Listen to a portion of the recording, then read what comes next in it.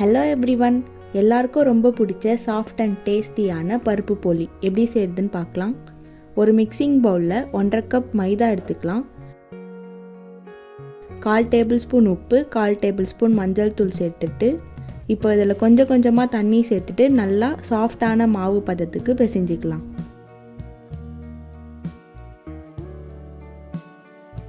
ஒரு சின்ன கரண்டி எண்ணெயை சேர்த்துட்டு நல்லா பிசைஞ்சிக்கலாம்.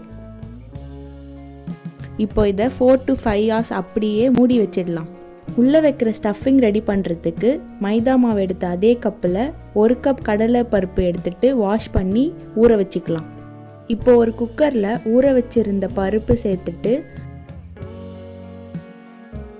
1/4 கப்பு தண்ணி சேர்த்துட்டு இது கூடவே கொஞ்சம் உப்பையும் சேர்த்துட்டு மீடியம் ஃப்ளேமில் 4 விசில் விட்டு இறக்கிக்கலாம். இந்த அளவுக்கு பருப்பு நல்லா வெந்து வந்திருக்கணும். இப்போ ஆற வச்சிருந்த பருப்பை மிக்ஸி ஜாரில் சேர்த்துட்டு வாசனைக்காக 4 ஏலக்காயும் சேர்த்துட்டு நல்லா அரைச்சிக்கலாம். 1 கப் கடலை பருப்பு எடுத்ததுக்கு 1/4 கப்பு வெல்லம் சேர்த்துட்டு கரைகிறதுக்காக 1/4 கப் தண்ணி சேர்த்துட்டு கொதிக்க வச்சுக்கலாம். கரைஞ்சதும் வெடிக்கட்டி எடுத்துக்கலாம். ஒரு பேனில் ஃபில்டர் பண்ண வெல்லத்தையும் அரைச்ச பருப்பையும் சேர்த்துட்டு கிண்டிகிட்டே இருக்கணும். இந்த மாதிரி அல்வா பதத்துக்கு திக்காக வந்திருக்கணும். இப்போ இந்த பூர்ணத்தில் 1 டேபிள் ஸ்பூன் நெய் ஆட் பண்ணி நல்லா மிக்ஸ் பண்ணிவிட்டு ஆற வச்சிடலாம். இது அப்படியே சாப்பிடவே ரொம்ப டேஸ்ட்டாக இருக்கும். மேல் மாவு பாருங்கள், இந்த அளவுக்கு சாஃப்ட் அண்ட் ஸ்டிக்கியாக இருக்கணும்.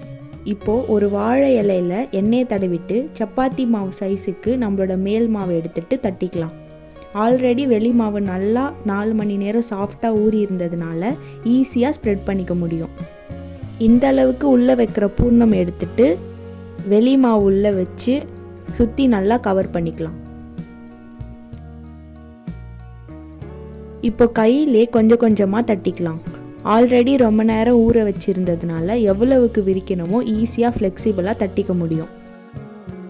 இப்போது தோசை தவாவில் கொஞ்சம் எண்ணெயை சேர்த்துட்டு ரெடி பண்ணி வச்சுருந்த போலியையும் சேர்த்துக்கலாம். ரொம்ப ஹை ஃப்ளேமில் வைக்காமல் மீடியம் ஃப்ளேமில் வச்சு 2 பக்கமும் நல்லா கோல்டன் கலர் வர வரைக்கும் வேக வச்சு எடுத்துக்கலாம்.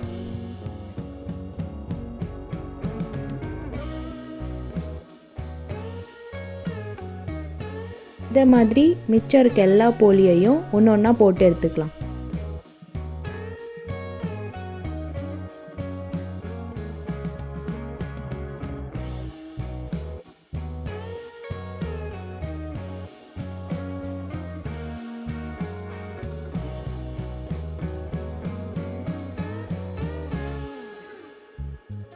சூப்பர் அண்ட் டேஸ்டியான பருப்பு போலி தயாராகிடுச்சு. பாருங்கள் நல்லா எந்த அளவுக்கு சாஃப்டாக வந்திருக்கு.